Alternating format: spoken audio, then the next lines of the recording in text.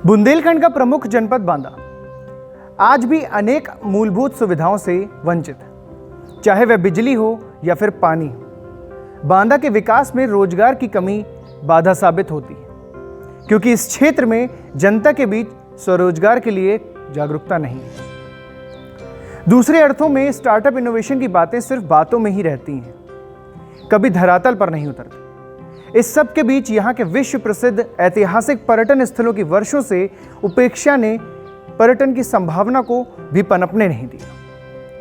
विकास के नाम पर इन मुद्दों पर चर्चा तो बहुत होती थी, लेकिन क्रियान्वयन नहीं होता था। समय बदला, जनपद बांदा को उसका नया जिलाधिकारी मिला, जिसके सोचने का अंदाज व कार्यशैली औरों से जुदा थी, जिसके चलते डॉक्टर हीरालाल ने जनपद में स्टार्टअप इनोवेशन समिट, मतदाता जागरूकता बढ़ाने के लिए 90+ अभियान, जेल सुधार कार्यक्रम, जल संकट से निपटने के लिए कुआं तालाब बचाओ अभियान, कुपोषण तथा अन्य प्रथा को मिटाने व कालिंजर को पर्यटन स्थल के रूप में विकसित करने के साथ साथ प्रदेश सरकार की योजनाओं, कार्यक्रमों एवं प्राथमिकताओं को सफलतापूर्वक लागू की इच्छा शक्ति ने ही जिलाधिकारी हीरालाल की जनता के बीच अच्छी पैठ बना दी। यह यूं कहें कि उन्होंने जनपद बांदा के जिलाधिकारी से ज़्यादा जनता के जिलाधिकारी के रूप में अपनी पहचान बनाई।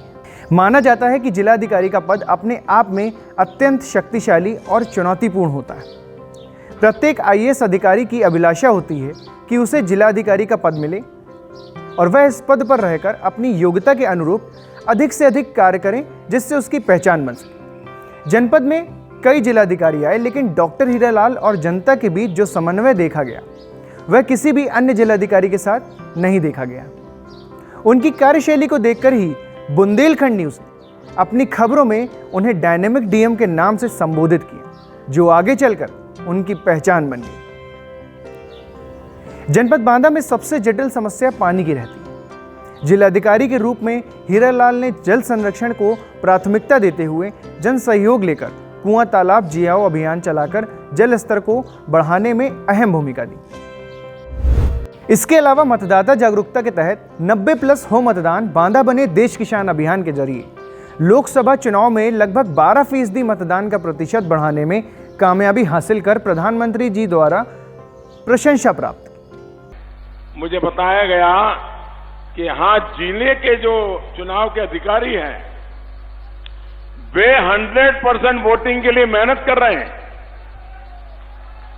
ये बहुत अच्छी बात है, मैं उनको बधाई देता हूं। और मैं इलेक्शन कमीशन से भी कहूंगा कि जो बात मैंने सुनी अगर वो सही है तो इलेक्शन कमीशन ने ये किस प्रकार से जन जागृति कर रहे हैं, मतदाताओं को जागरूक कर रहे हैं, राजनीति से परे होकर के लोकतंत्र की बात कर रहे हैं, तो भारत सरकार के इलेक्शन कमीशन ने भी ऐसे मेहनत करने वाले अफसरों की तरफ देखना चाहिए। और उसमें से पूरे देश में इस चुनाव नहीं तो आगे वाले चुनाव में ये क्या तरीका अपनाते हैं, कैसे लोगों को मोबिलाइज किया, ये सारी बातें डॉक्यूमेंट करनी चाहिए। मैं बधाई देता हूं। इतना ही नहीं, विकास कार्यों को गति देते हुए जन कल्याणकारी योजनाओं को प्राथमिकता के आधार पर जरूरतमंद व्यक्ति तक पहुंचाने से पीछे नहीं रहे। डॉक्टर हीरालाल ने बांदा में किए गए कार्यों को संकलित करके अपने प्रशासनिक अनुभवों को डायनेमिक DM नामक लिखी गई पुस्तक में साझा किया। यह पुस्तक प्रशासनिक अधिकारियों तथा भविष्य में प्रशासनिक सेवा में आने वाले युवाओं के लिए मील का पत्थर साबित होगी। साथ ही यह पुस्तक जनपद में आने वाले जिला स्तरीय अधिकारियों के लिए भी प्रेरणादायक हो सकती है। जनपद में अनेक जिला स्तरीय अधिकारियों का आना जाना लगा रहता है, लेकिन जिस तरह कार्य को जिलाधिकारी के रूप में डॉक्टर हीरालाल ने किया वह आज भी यहाँ की जनता की यादों में ताज़ा है।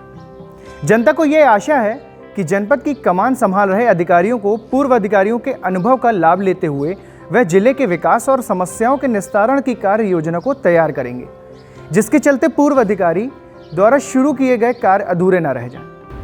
अगर डॉक्टर हीरालाल की तरह हर जिलाधिकारी इसी भावना से कार्य करे तो निश्चित है कि उत्तर प्रदेश के अन्य जिलों का वास्तविक विकास संभव होगा और मूलभूत समस्याओं से जनता को निजात मिलेगी।